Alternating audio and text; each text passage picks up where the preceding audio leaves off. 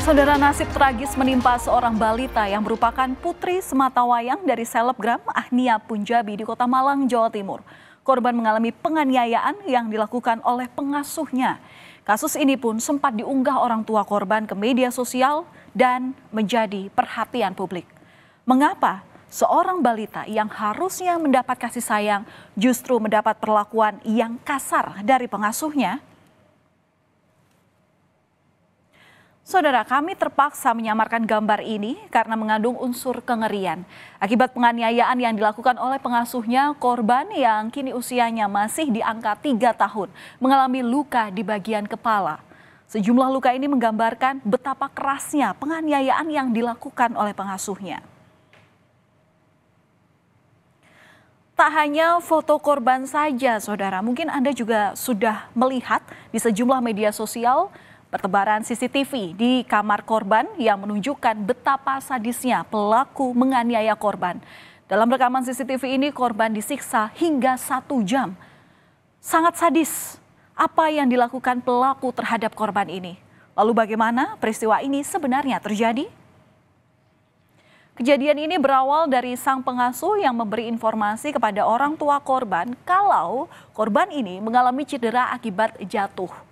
Sang pengasuh menyebut korban ini mengalami memar di bagian mata akibat terjatuh.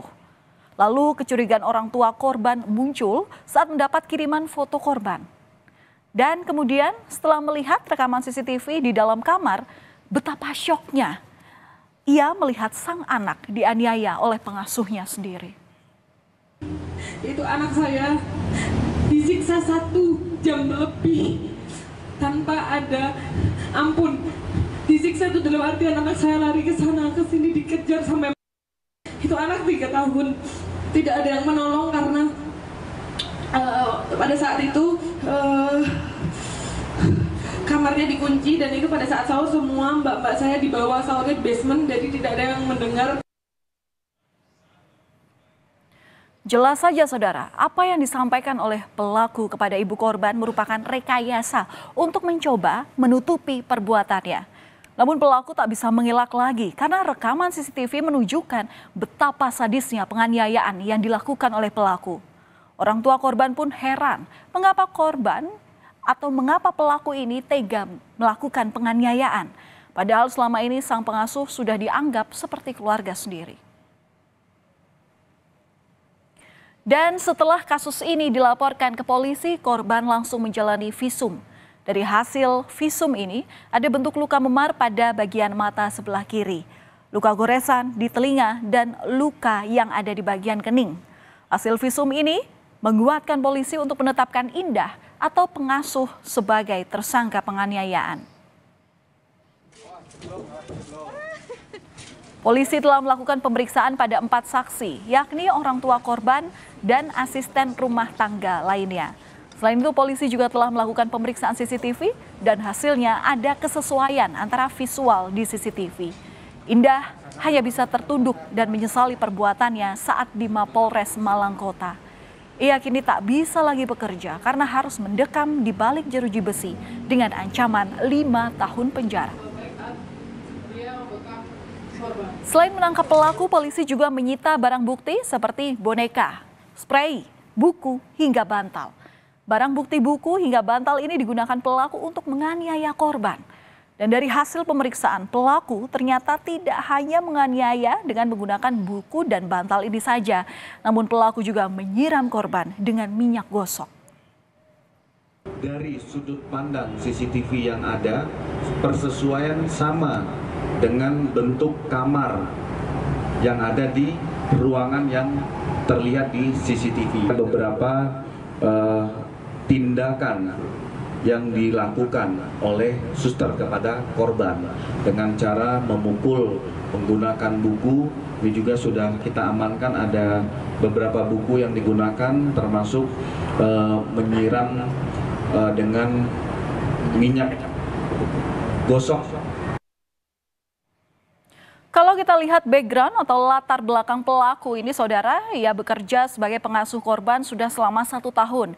Ia sebelumnya direkrut dari Yayasan Penyalur Tenaga Kerja terkenal di Surabaya. Saat itu, kedua orang tua korban merekrut pelaku karena menilai pelaku ini adalah orang yang baik dan polos. Pihak Yayasan Penyalur Tenaga Kerja tersebut telah meminta maaf dan siap membantu dalam proses hukum terkait kasus penganiayaan ini. Ternyata, yayasan tersebut belum memiliki izin untuk beroperasi. Sebenarnya memang agen bukan main-main, agensinya bukan agensi yang sangat besar di Indonesia, bahkan memiliki cabang di luar negeri. Jadi untuk keputusannya saya serahkan ke pihak yang berwajib saja. Sementara itu, Ahnia Punjabi yang merupakan orang tua korban merupakan seorang selebgram seputar kecantikan. Perempuan ini lahir di Tuban, Jawa Timur, juga memiliki bisnis industri fashion. Ia sering membagikan tips dan trik seputar kecantikan dan fashion. Ahnia tak menyangka bahwa akan ada nasib tragis yang menimpa anak sematawayangnya ini. Selama ini ia mempercayakan pengasuhnya untuk merawat sang anak. Kesibukannya sebagai selebgram dan kerap keluar kota membuat ia menganggap sang pengasuh seperti keluarga sendiri. Saya sebagai seorang ibu merasa terpukul. Mungkin beberapa orang banyak yang menyalahkan saya kenapa harus pakai susu dan lain-lain. Yang tahu kehidupan saya dan kehidupan saya sendiri. Jadi kebutuhan orang masing-masing berbeda-beda. Kita masih bertanya-tanya mengapa pelaku tega menganiaya korban. Dari hasil pemeriksaan sementara, polisi menyebut bahwa motif penganiayaan ini lantaran pelaku jengkel dengan korban yang tak mau diobati lukanya. Polisi juga menyebut ada alasan lain yang diungkapkan pelaku, yakni karena ada anggota keluarga pelaku yang sedang sakit, sehingga pelaku melampiaskannya kepada korban. Jadi motif berdasarkan hasil penyidikan dalam BAP, pengakuan dari pelaku motifnya adalah tersangka ini merasa jengkel dengan korban akibat ketika itu korban ingin diobati karena bekas cakaran yang ada di tubuh korban, namun korban menolak, tidak mau. Selain itu juga pengakuan dari tersangka ada beberapa faktor pendorong personal pengakuan tersangka pada saat itu ada salah satu anggota keluarga dari tersangka yang sedang sakit. Namun itu tidak bisa dijadikan alasan pembenar apapun untuk melakukan kekerasan terhadap anak. Saudara, kasus ini bisa menjadi pembelajaran bagi kita semua untuk tidak terlalu mempercayakan 100% anak kepada orang lain termasuk pengasuh. Pengawasan ketat harus dilakukan untuk menghindari kejadian serupa kembali terjadi. Di sisi lain, pengawasan terhadap Yayasan Penyalur Tenaga Kerja juga harus dilakukan lebih. Ditambah dengan tes kejiwaan dari para calon tenaga kerja harus dilakukan secara berjenjang.